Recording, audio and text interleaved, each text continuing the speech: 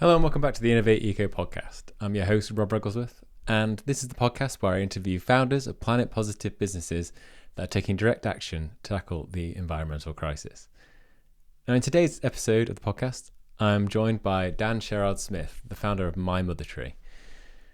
Now, Dan kind of shot onto the scene, as we'll talk about in this episode, back when he helped to put together one of the biggest deals. The company he was working for, Look After My Bills, put together one of the biggest deals on Dragon's Den there's ever been. And building on that, Dan then went on to eventually found his own company, My Mother Tree, which is, not all innovation is shiny tech. My Mother Tree has a simple mission, which is to green the monetary system, green the banking system, and it helps consumers through their calculators to figure out how green their savings and banking is, and direct more money towards greener places and greener investments and away from things like fossil fuels and stuff like that. So yeah, we get into that in loads more detail in this episode. So without further ado, I hope you enjoy this episode and conversation with Dan Sherrard-Smith. Hi Dan, thanks very much for joining me on the podcast today. Hi, Rob. Great to be here.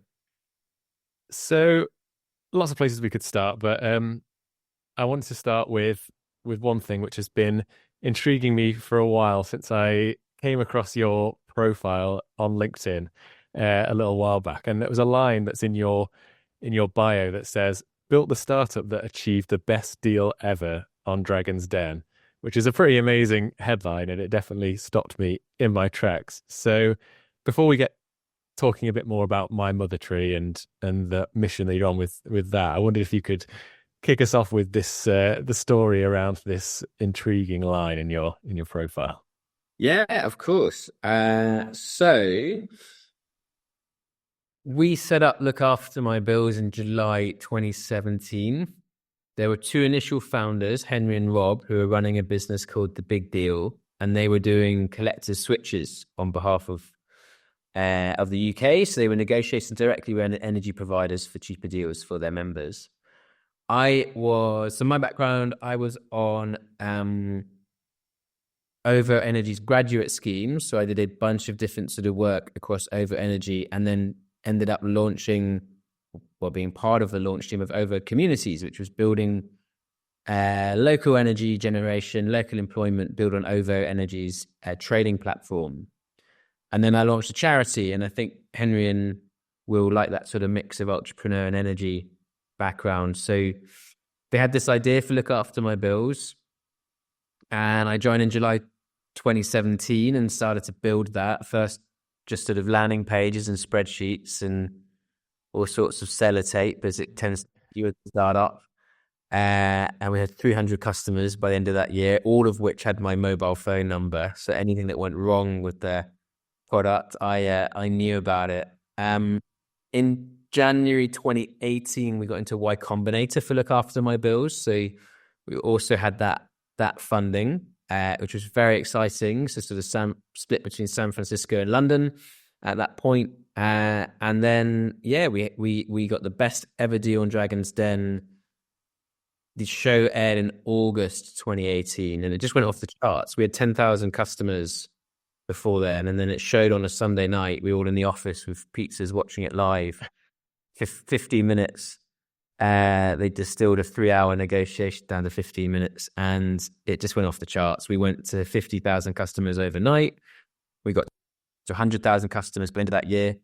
And by the time we exited, we were, I think, north of probably 500,000.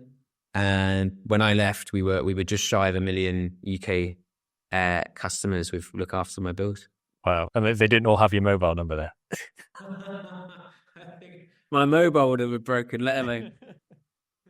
Yeah, that's a really incredible story, and a really exciting entry into kind of this entrepreneurial journey. So where was it that you ended up having the idea for My Mother Tree then? Was it, I'm guessing it wasn't an overnight thing. Was it a gradual process? Could you give us a little bit of a background into how you ended up on this latest mission of yours? Yeah, absolutely. So Mother Tree, it began really with how can I play my part to tackle the climate crisis? That was the sort of beginning thought, and it's been with me for a long time. So when I was 12, I remember sitting in a geography class and hearing about climate change for the first time, and realizing without dramatic change, we'd lose a lot of some of my favorite parts of the world. I grew up in Swansea. It's right by the Gower, beautiful coastline, and we'd lose that with rising water levels. And I didn't know what to do about it then at 12 years old in a geography class. And that thought sort of stayed with me. Without dramatic change, we're going to lose that part of the world within my lifetime. And towards the end of my time at Look After My Bills, my wife became pregnant. And it really just made me question where I was spending my time. We've now got was almost 3 years old, boy called Theo. Back when my wife was pregnant, it just sort of made me think, what's life going to be like for this person? We didn't know if boy or girl or any of that stuff, but what's life going to be like for this person when they grow up, when they're in their mid-30s, like me now? And it doesn't take much to sort of map forward and realize how much the world would have changed for the worse. And so I quit my comfortable job and I started researching what has become Mother Tree. And I just started interviewing people, interviewing CEOs, CFOs, sustainability professionals, and mums and dads and people in their 20s just starting work, and just hearing how does sort of climate change impact their job and how do they really feel about it. And through that, realize it's much more complex than just climate change. It's also the biodiversity crisis that we're facing. It's kind of these twin crises. And there are other parts, but I think those are the two leading ones. And my wife actually came up with the idea of something called the Climate Challenge. This is about 3 years ago now. For groups of about 8 people at a time, enough to share pizza, hopefully a vegan pizza.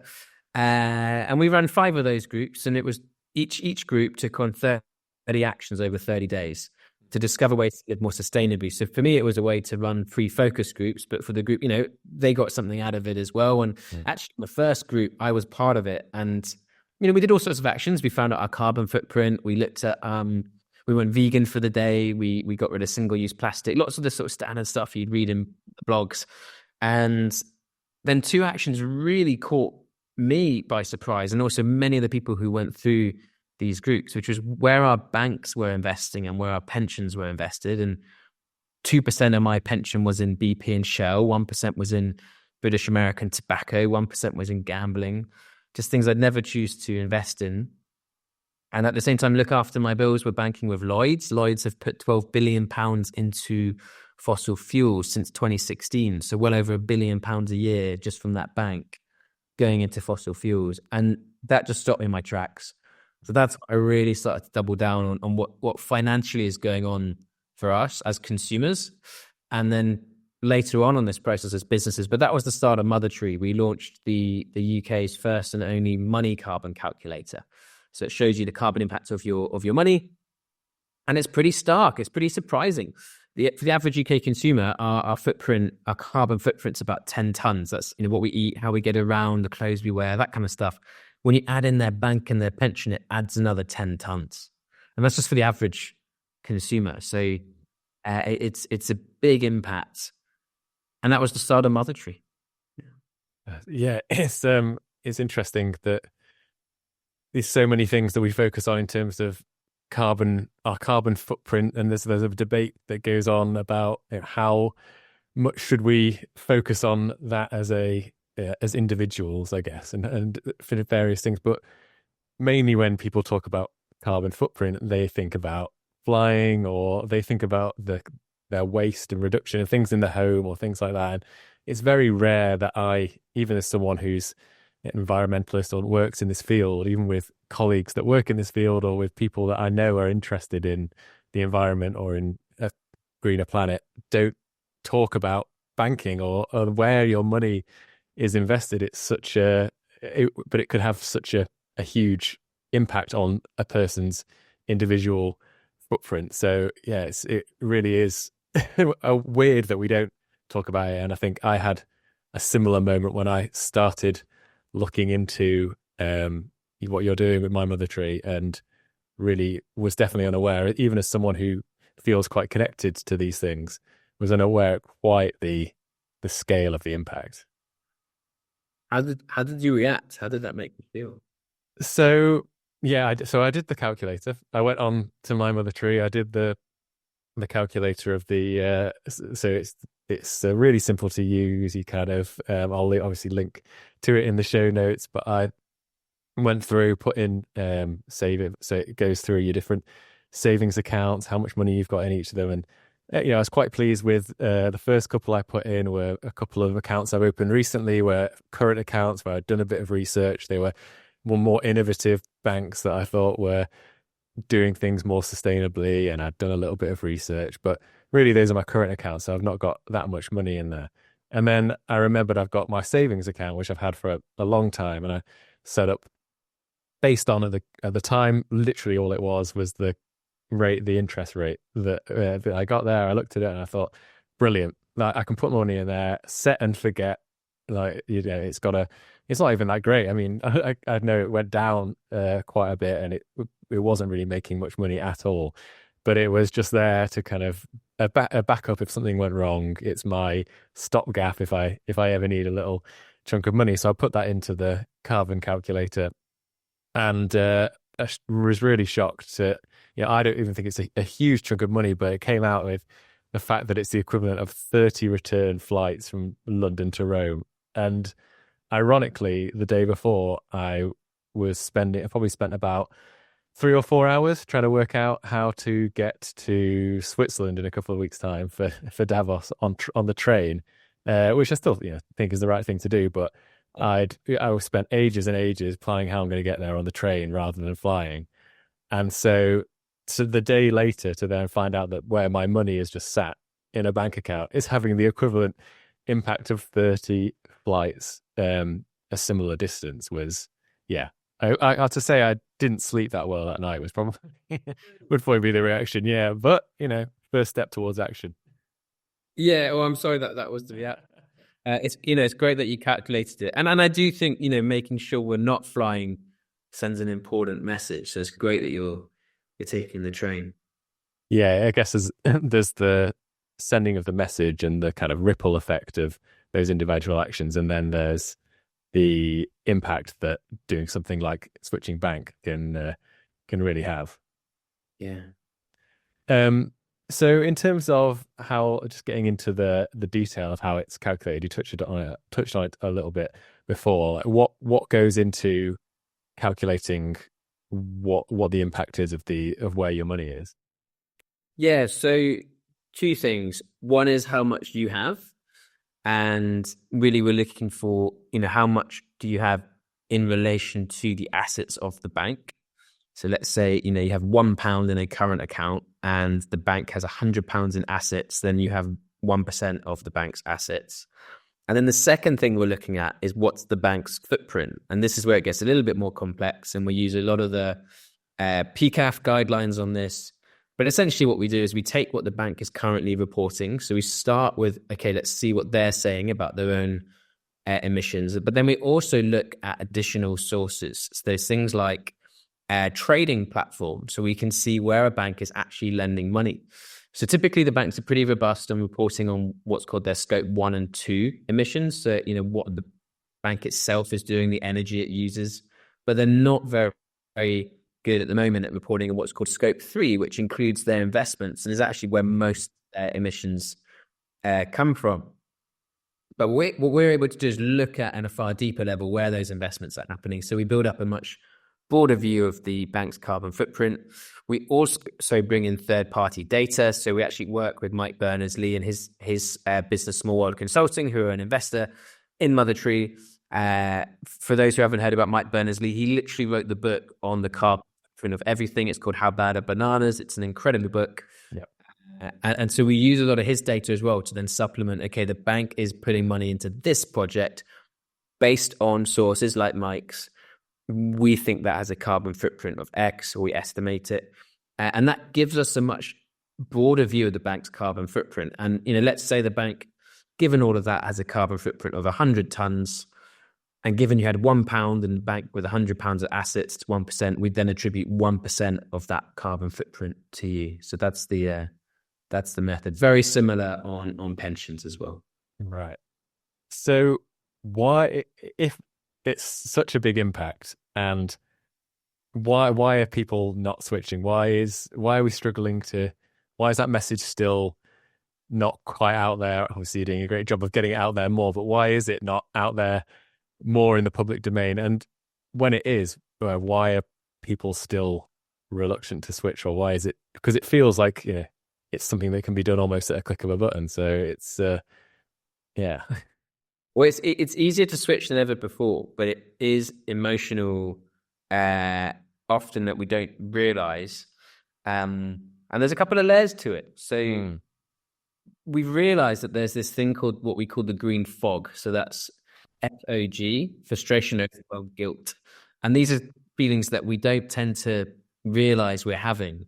But there's frustration in terms of, what our bank's currently doing, even though we don't, we might not, when we do the research, it's frustration. You mentioned that already. It's frustrating to see that impact. It led to a sleepless night.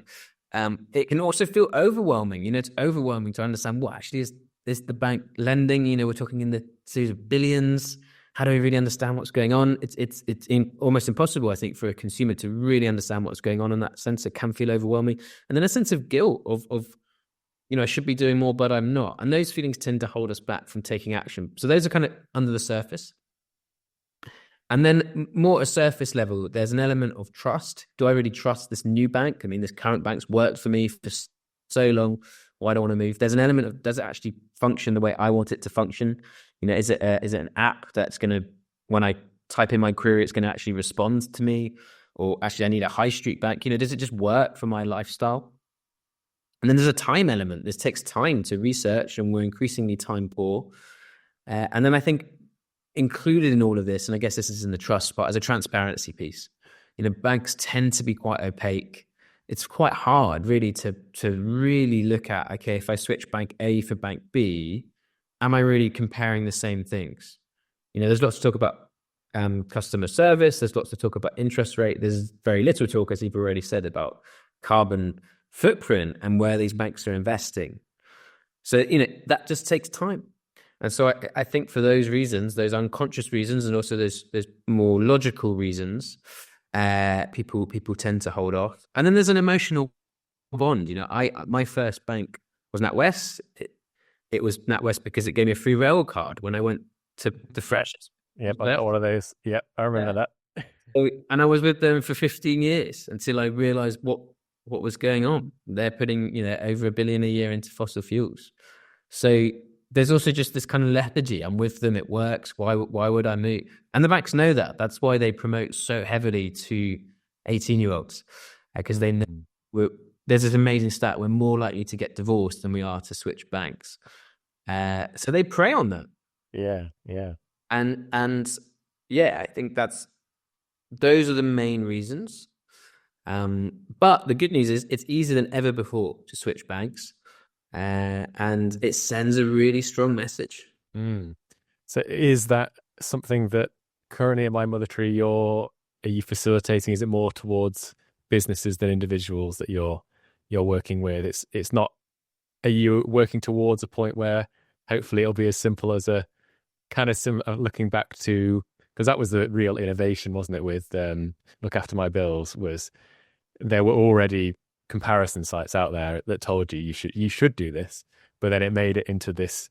The big innovation was allowing you with one click to constantly be updating your energy provider based on the best deals. So is that something that could be possible with banks from other things? So with carbon or other environmental impacts, because I guess I can see it being really powerful if it could almost be automated. You could be flipping between, once people have got over that emotional tie to moving money from one place to another, and you're comfortable with that, if you can just have an automated service that moves it depending on different things, that could be really powerful. And like you say, send a really powerful message to banks to sort out what they're doing. Yeah, it's definitely in our thinking to sort of create that automated piece. We work mainly with businesses. We started off working as B2C, but actually the big attraction was with businesses. So we're mainly business. Now, our biggest client puts $30 billion through their banks every year. Our smallest is a sole trader, a one-woman band. So it is a range, but it's mainly businesses. We do work with individuals, and the long-term ambition is to, exactly as you say, build a platform that can start to automate these and crucially automate them to our values. So reducing carbon is one of those, but also reducing the gender pay gap, increasing biodiversity, really figuring out where do I want to stand as a citizen, and then basically the monetary platform becoming that hub to, make you the best possible citizen consumer, I guess it is. I love that. I think, picking your battles, I guess, is the thing, isn't it? If you can have one client who's got a huge portfolio, like you say, just moving 30 billion from one bank to another has a pretty big impact on the world. But aiming towards individuals eventually is a great thing to do. So fingers crossed. Sounds like I can imagine it in the future being a really amazing tool for anyone from business to individual, definitely. Thank you. So moving on to kind of, where was it? So, where was I going next? Just good for my notes.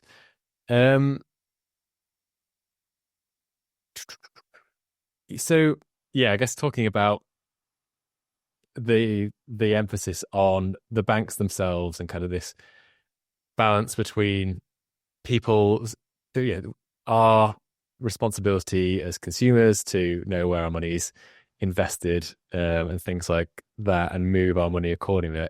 Where do you think that balance sits in terms of how much is it on companies and consumers to force the banks to change their game? How much do you think it's kind of we're going to rely on legislation or things, laws to tell banks to up their game? And how much do you think, and this is something I am working on quite a bit at the moment in the biodiversity space, like you say, is trying to convince banks that they need to change, because without a healthy planet, there'll be no banks, there'll be no things to invest in.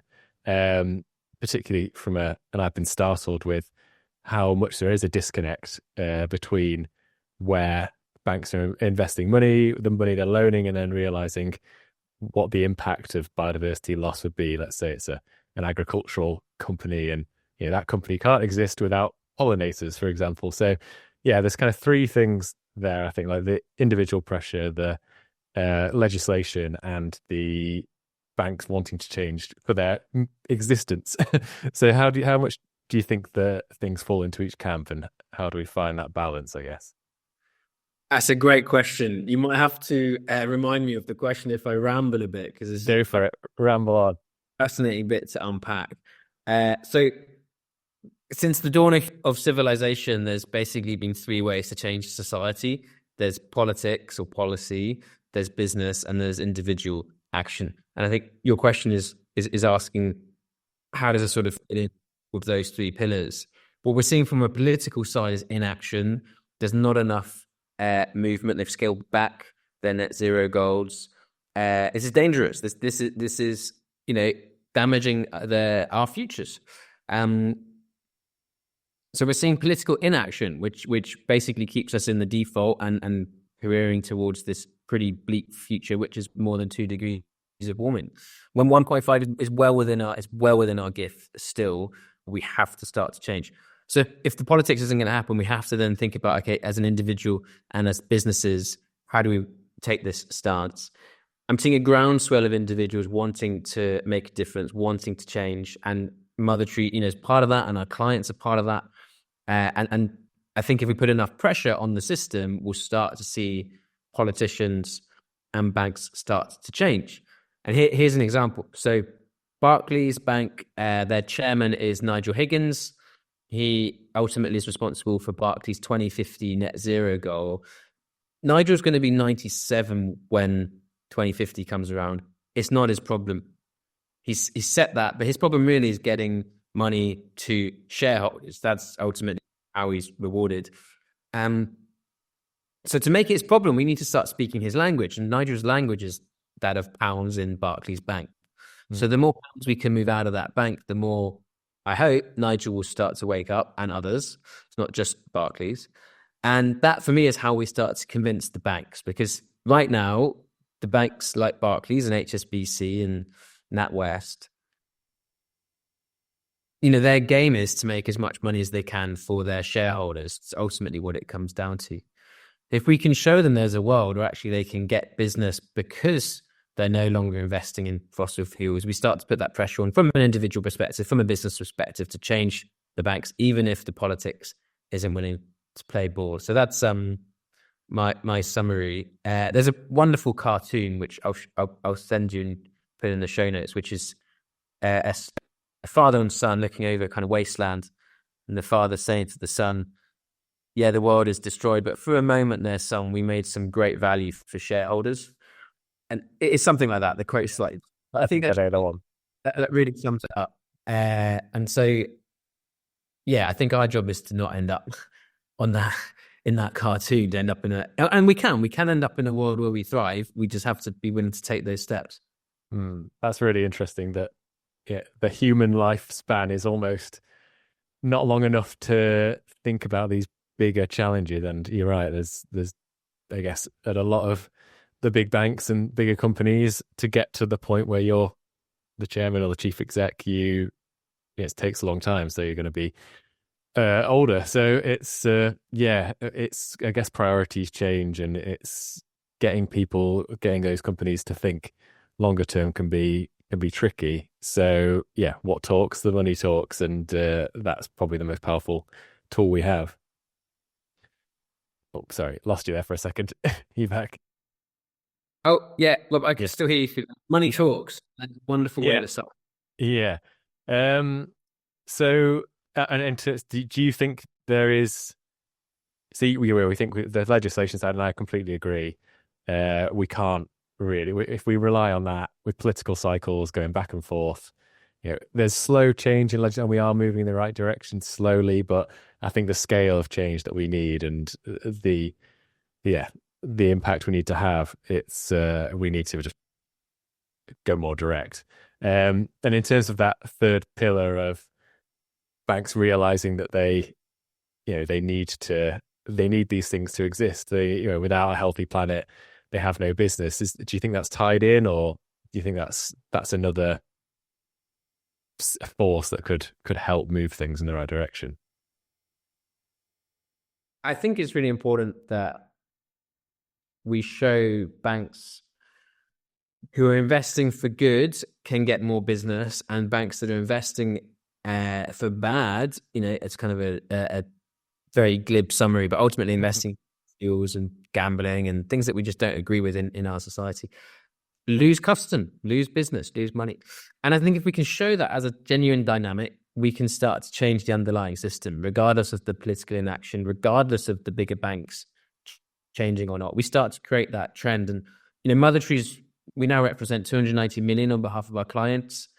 It's small fry in terms of Barclays' overall amount that they manage, but we've got that up in 6 months. We've been around 2 years, but we really started the motor in the last 6 months. So I think that the capacity to change and to create this trend for banks to wake up and realize they need to change now to deliver shareholder value and change for good now is starting. We saw last year Christian Aid switched away from Barclays. We saw Cambridge University and Leeds University switch away from Barclays. Cambridge University had been with Barclays for 200 years. Not an easy decision, but through student pressure, through increased awareness, they've made this change. It's fantastic.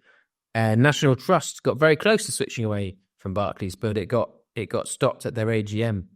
So there's genuine pressure from known brands doing this, and I think the more we can make that happen, the more we can change the underlying system for the better. So as this impact starts to take place and people start switching and banks start, and they probably are already realizing that this is what consumers are thinking, how do we avoid greenwashing? How do we avoid a new one of these banks that isn't really interested in changing its ways because for whatever reason there's deep-seated interests there? They come up with a new product, which is the green carbon friendly account or something. How do we, as consumers or as businesses, is this something that My Mother Tree helps with to kind of cut through the greenwash? Because I can imagine there's going to be banks that do the right thing and that understand this and do great things, but there's also, we've seen it time and time again, it's a marketing opportunity for others, and is it really true change? So how do we navigate that, and is that something My Mother Tree is working on? It's such an important question, because greenwashing ultimately erodes the trust that we have in our businesses and actually leads to more inaction. And I suspect the big, I'm sure the big banks and the fossil fuel companies know this. We work incredibly hard at Mother Tree to pull back the curtain on what businesses are actually doing. We look at trading platforms, so we really get clarity on where banks are actually investing, in which projects they're actually investing in, as opposed to just what they're saying in their reports. Very similar for pensions as well. I'll give you one example. One of our clients is a charity. They work in epilepsy. They realize that climate change is making epilepsy worse. Don't ask me how that's the case. I don't know the science, but they do. And so they said, we don't want any of our money invested in fossil fuels. And their fund manager said, yep, we're not investing in fossil fuels. We then looked, 7 out of their 12 funds are in fossil fuels, are in oil, gas, and coal. And so, whether that's active greenwashing or a mistake, it's not for me to call. But what we are now doing is working with that fund manager to make sure that doesn't happen again, to make sure that they're true to their agreement with the client. And that ultimately leads to a better outcome for a charity. For a charity, it means less money going into fossil fuels. It means less impact on the planet, and therefore they get better outcomes for epilepsy, ultimately for reducing epilepsy. So greenwash, it exists. It's incredibly damaging. A lot of the Mother Tree work is to expose that. And I'll give you one other example with banks is greenwashing in mortgages, which seems a bit odd, but you made up a brilliant product there about a green product, and it sounds a lot like one of Barclays' mortgages. And they say they have a green mortgage. You get a slight reduction in your rate if you already live in an energy efficient house. But that is greenwashing their mortgage book, because what they're not doing is actively promoting improving the housing stock that actually needs improvement. Whereas a company like Ecology Building Society, also, they're a building society, but they do all the same things that Barclays does from a consumer perspective, or most of them, current account, savings account, those kind of things. Ecology will take on the lowest houses in terms of efficiency, and then work with the owner to make that house more efficient. So their carbon footprint actually looks worse, right? Because they have a worse mortgage book, because their energy houses, their homes are less energy efficient, but doing more work to improve it. Whereas Barclays are only taking the cream at the top and saying, look how good we are. And so stuff like that, where we really want to expose and draw a light and say, actually, look, Ecology are doing the real work here, even though they have a higher per square foot, or however you want to calculate it, footprint in their mortgage book than Barclays. That's really interesting. I think there's a movement towards, exposing, being more transparent, being,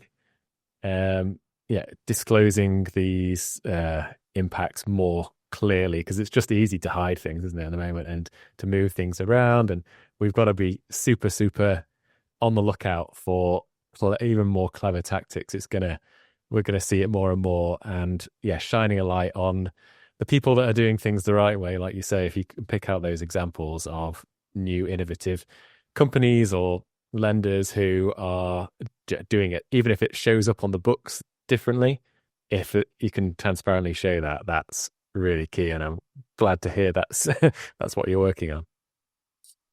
Thanks, Rob.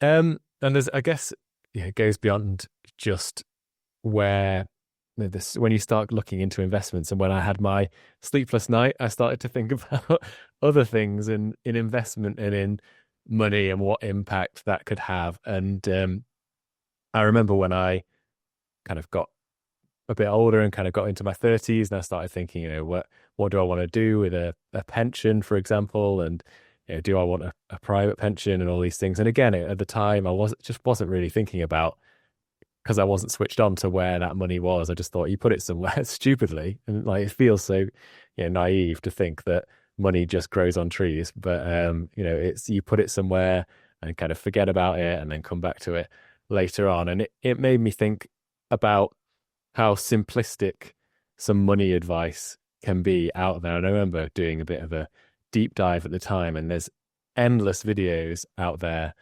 online of like, it's so easy to make money. You just put it into an ETF for these things that they call it, just a low rate investment fund where they just invest in like the top 100 companies or whatever it is. And then because they're the top 100 companies, your money increases over time, and it's easy. It's like free money. They make it sound. And then I always thought, nothing's ever free. There's got to be, and I guess in this case, that impact was, you don't know what those companies are doing, who they are, even in most cases, who those top 100 companies are.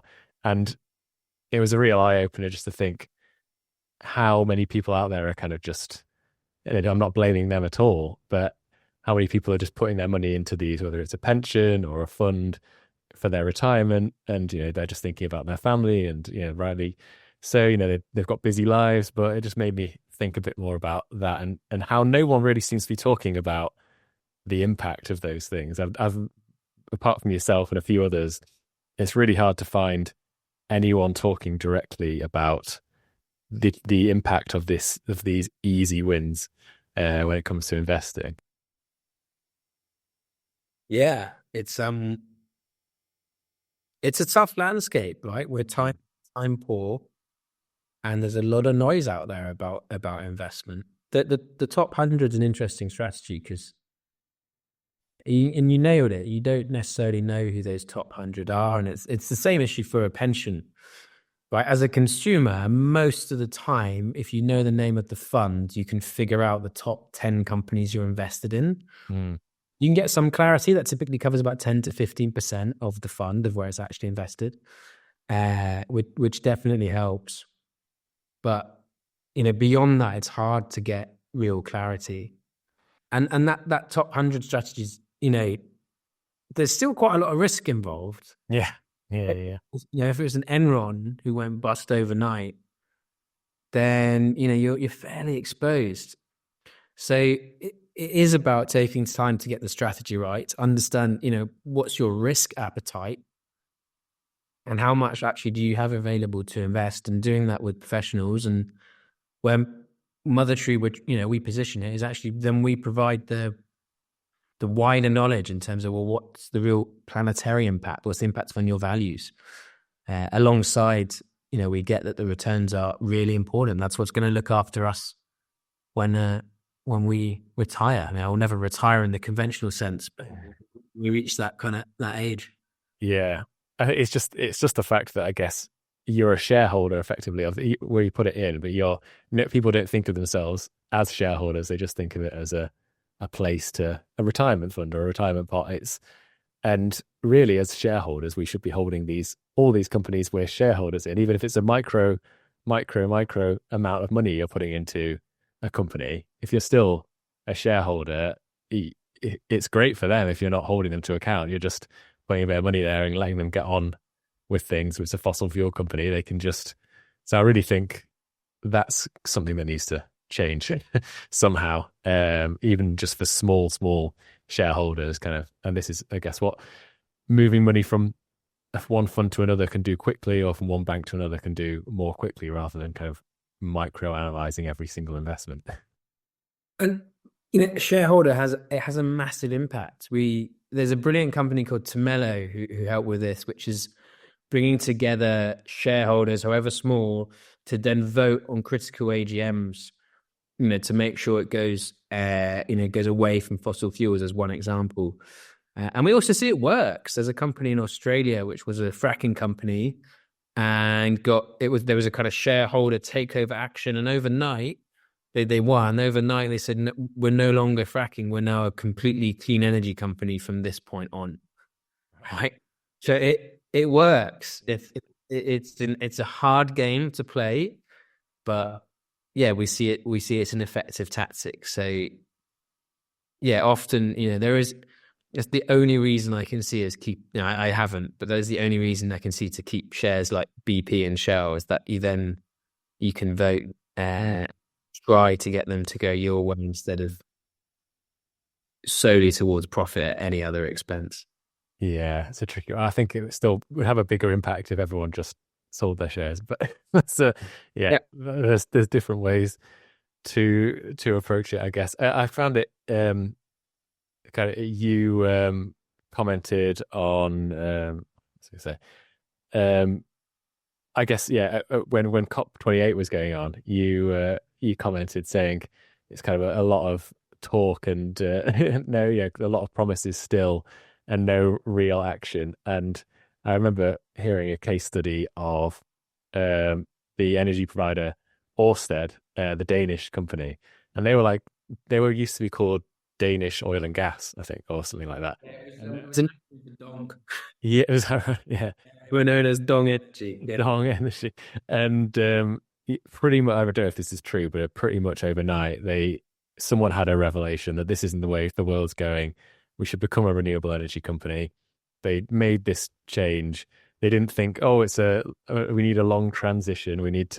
They just ripped off the Band-Aid, did it. And I remember hearing this talk, and the person from Ørsted was saying, look, the share prices did drop. And even now, we still get pressure from shareholders to dabble back into to oil and gas because there's more money there. They want to push the share prices back up, and they've had to make that decision and stand by it and say, it's not necessarily easy, but it's what needs to be done, and it just proves that it can be done. So yeah, I guess I could see that frustration in your post about COP, that it's very easy to just say there's a transition period forevermore, but there's definitely case studies out there of companies that have just done it and got on with it, I guess. Yeah. I mean, Ørsted are an incredible example here. And a quote by I think it's Nelson Mandela. He said, it always seems impossible until it's done. I think that's not. We'll have to look it up at the end of the show, and you can update notes if it's not. Yeah. A lot of, it does seem really hard to make these kind of changes. There's all business as usual. There's lots of other pressures just to keep the business on its sort of course, let alone adding in what does it mean in terms of climate and biodiversity. But the truth is, they should be added in because it's not priced. We don't pay for those things. We don't pay for the damage that they're causing our planet. It's not priced in, so it should be priced in. But even so, it's like this thought of change can feel really hard. And so companies like Ørsted, who have shown that it's possible and are still functioning, still making money, and actually set up far better for the next 20 years than their fossil fuel counterparts, because Ørsted have thought in a timeline of 50 years as opposed to a timeline of 5 or even 1 year. There is a competitive advantage there already for Ørsted, and they'll forever be that poster child in terms of this is a great way to make it happen. And how to do it quickly. I think it took them between 2 and 5 years to fully transition away, which is incredibly impressive. I think 80% when they were done, 80% plus was fossil fuels. So it's possible to do, and it's possible to do fast. We just need the will. Yeah. We do indeed. So the future for My Mother Tree and kind of moving forward, you touched upon bringing in other impacts. So if the main focus at the moment is carbon and climate, and that is probably arguably the biggest challenge we're facing, so it makes sense.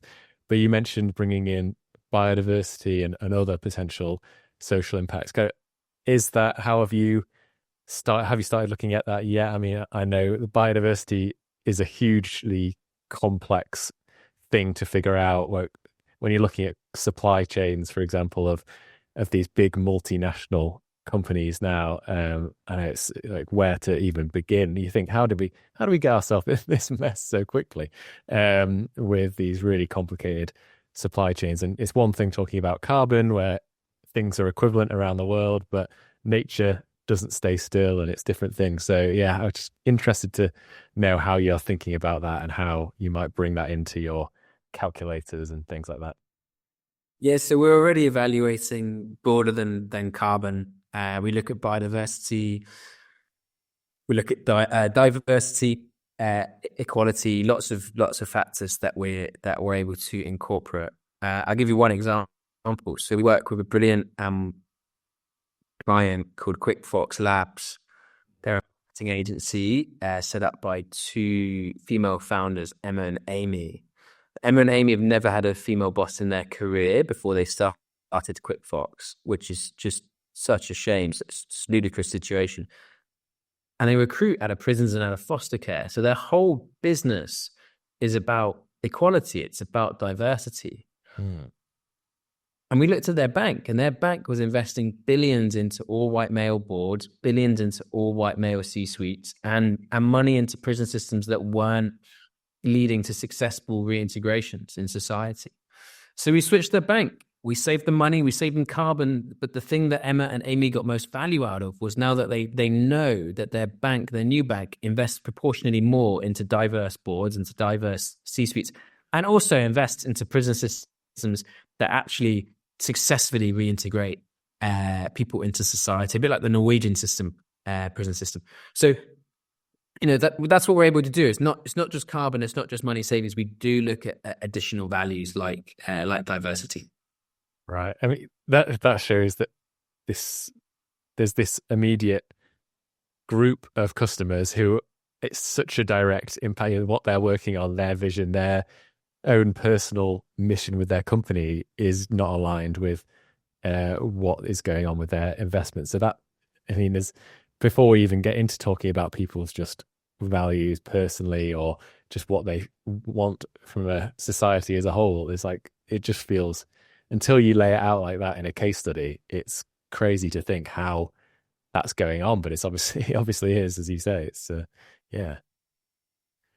And in terms of I'm just making sure I cover everything.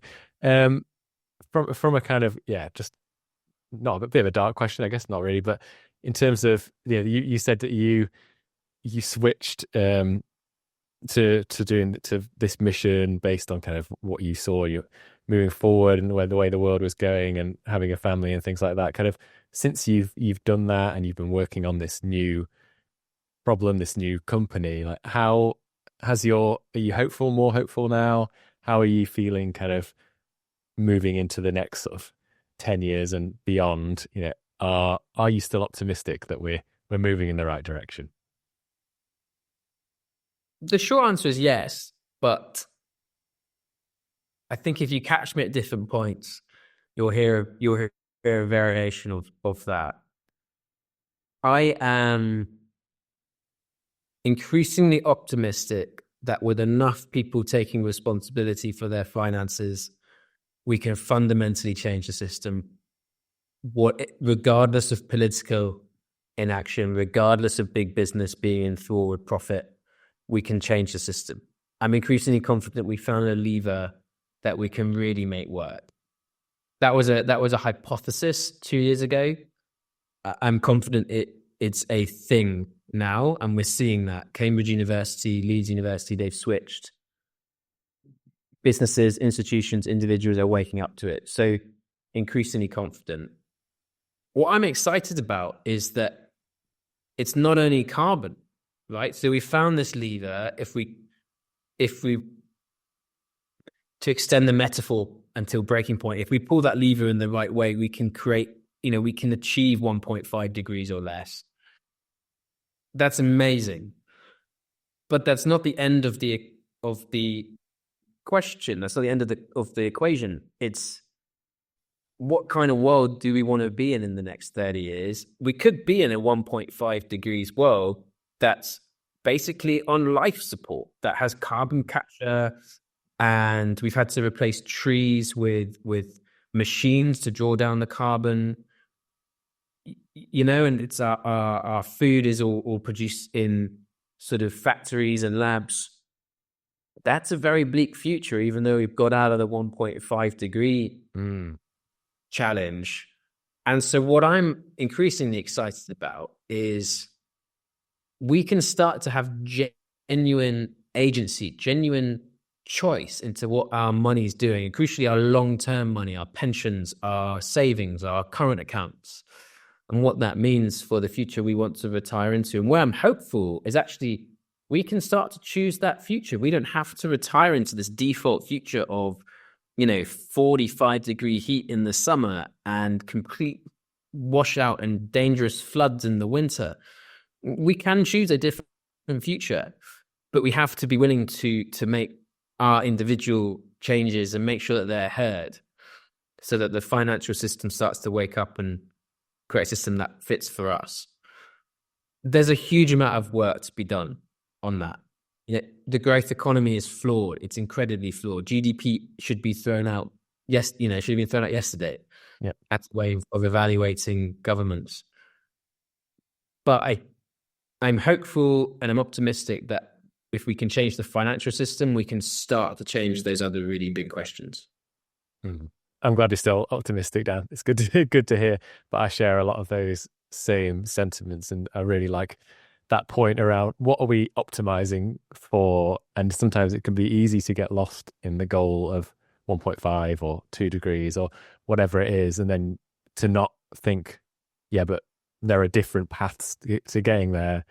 And if we live in a world that we don't like, but we've met those targets, there's a difference between a thriving world that we all want to live in and, one that just about scrapes the target. It's like the equivalent of almost like cheating on a test or something. It's like, yeah, I got the result. I got the 2-1, but I cheated on every exam. So do I actually have the knowledge now? Or it's a bit of I feel like we would have cheated our way there a bit if we rely too much on technological solutions just for the sake of a goal. But yeah, I like that point for sure.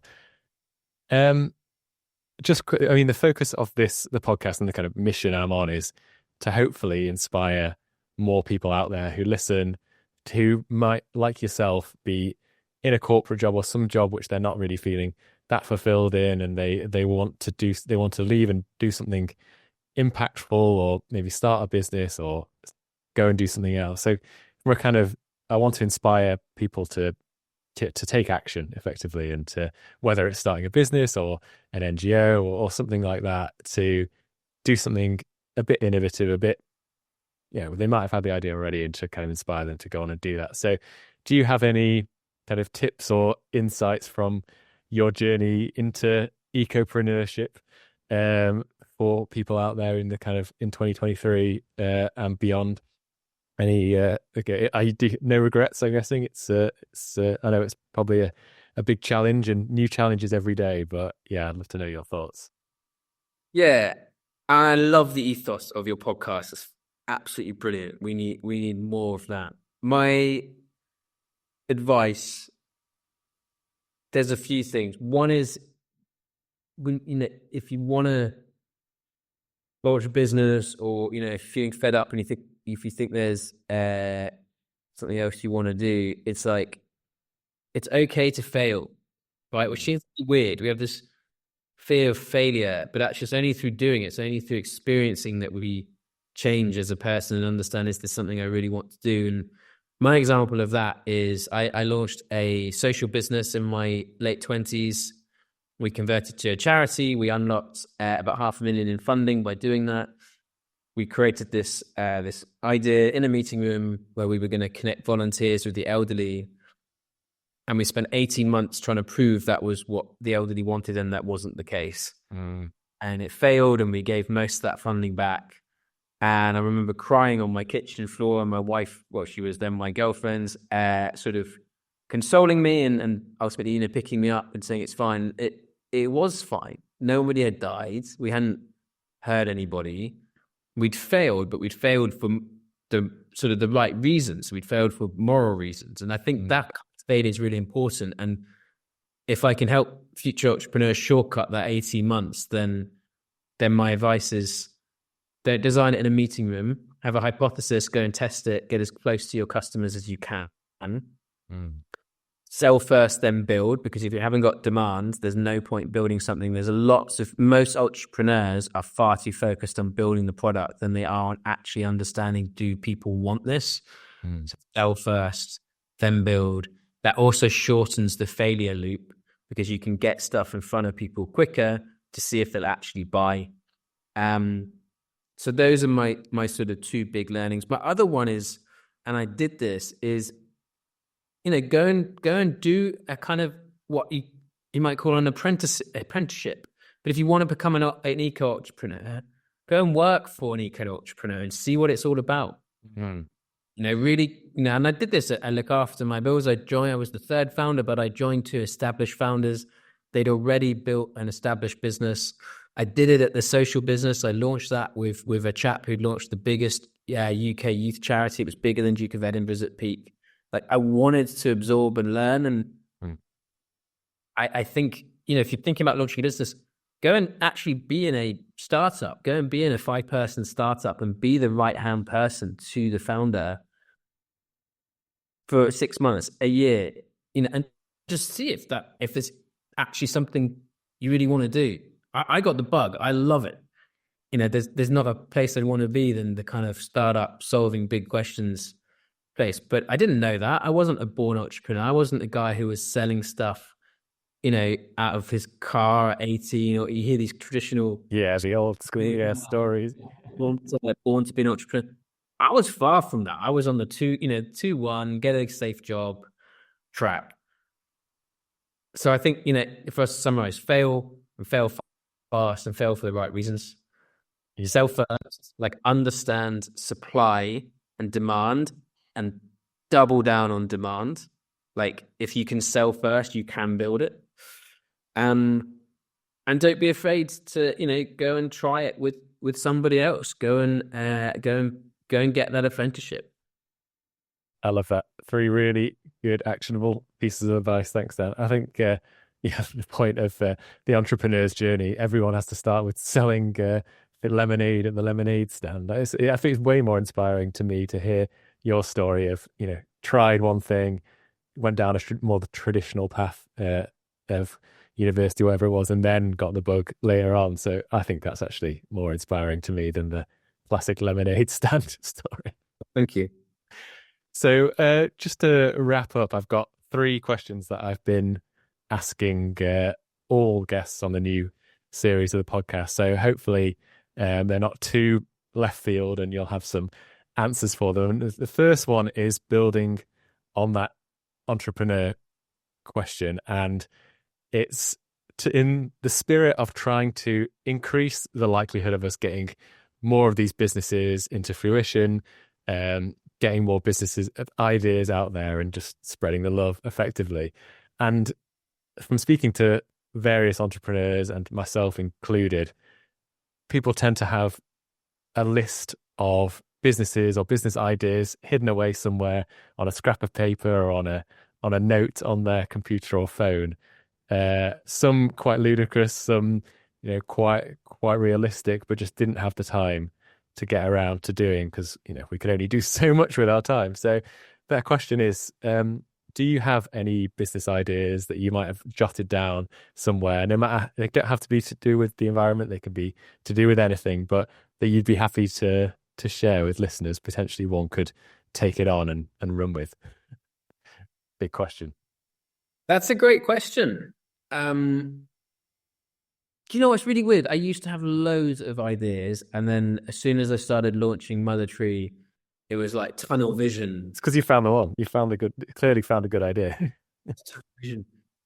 Let me try and remember. So one is, and I'm sure this is being done, but I would love to be able to buy all my food organically and, vegan level. But I'm lazy and I don't want to do all the refills. Yeah. So I'd love that to be delivered to my door on an electric van or bike, but it probably has to be a van, given it's a weekly shop or whatever it is. I always end up I have these jars at home and I look at them, I feel guilty, and then I end up in the supermarket with my 3-year-old or 2.5-year-old son, and it's like, I'm just going to buy this packet of linseed or whatever it is. And then feeling guilty because, it's like I should have just gone to the bloody refill place. So I just want that brought to my door because I'm lazy and I want to be able to focus on my job. I love that. It's kind of linked into similar to the other businesses that you've built in terms of just creating a path of less resistance to enable people to make Yeah. big changes to their lives. I like it. The other thing I'd add in there is diet. So the other thing I'm slightly obsessed with is diet. And I'd love to have a business that can understand my diet in a deeper way than, say, a nutritionist, without me having to like track everything that I eat all the time, because I get bored. And then align it to that delivery. And again, I bet this exists, but that would be really cool, because then that would keep me on track from buying stuff in plastic, and then also buying stuff that I probably shouldn't be eating.